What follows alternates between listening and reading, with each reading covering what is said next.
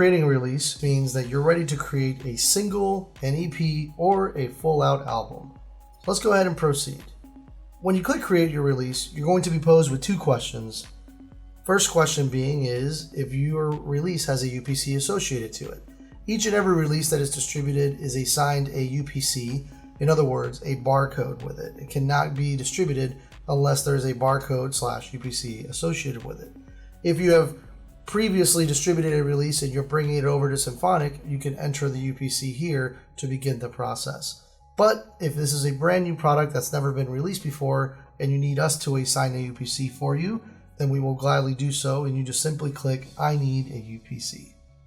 The release level is quite self-explanatory if you've been into the distribution world before, but we're going to go ahead and approach this training course as if it's brand new and something that you've never experienced before. So by release name, we're talking about the actual release album name or single name or EP name of it. In this case, we're going to type one called How You Feel. The English translation is How You Feel as well, and that is because my default language on this account is Afar, but we can go ahead and select it to English, and that then disappears the English field. The catalog number is automatically assigned for you, or if you wish to assign one for you, you can. And there you will see that there is a UPC already placed for the release that is not able to be edited because this is one that we've assigned for you. If this is a standard release, basically a single or an EP or an album, then you would go ahead and select no, this is a standard release. If your release contains multiple songs from multiple artists and is about 5 to 10 tracks or so, then you would select yes, this is a compilation. But in this case, this is going to be a single release with only 2 artists on it, and therefore it will be just a standard release. The number of tracks will be 1, and that will be important as you go through later screens in the tutorial. Various artists, no, because there will only be 2 artists associated with it. The artist for this release will be called Viro, as well as an additional one called CEO, but we will not enter it as a primary due to style guide regulations. We will explain more on that later as well.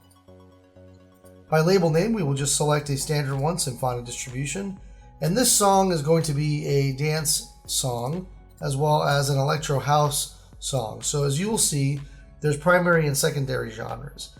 These genres are built off iTunes and those specifications, and every genre that is included in our system is specifically what the DSPs, or the digital service providers that we distribute content to, ask us to include.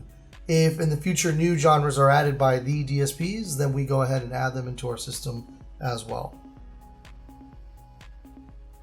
The C line, copyright line, and P line, the publisher line, will remain as of the current year that you are working on. If you have a historical release, you are able to then go back into different years, all the way back until 1900. And we will obviously, of course, continue to add on years as they come. But in this case, the C line will be Symphonic Distribution, the P line will be Symphonic Distribution as well.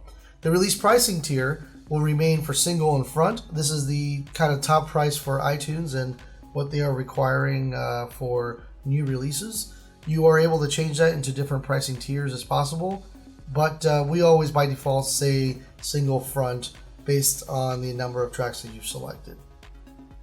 Release biography is optional. You do not have to enter anything in that field, and that will show for a few DSPs such as Beatport. When you upload artwork, the file has to be 3000 by 3000 JPG, JPEG, or PNG, otherwise it will not show. So as you can see, I've added now the artwork, and I'm going to click save, and I'm done with the release level.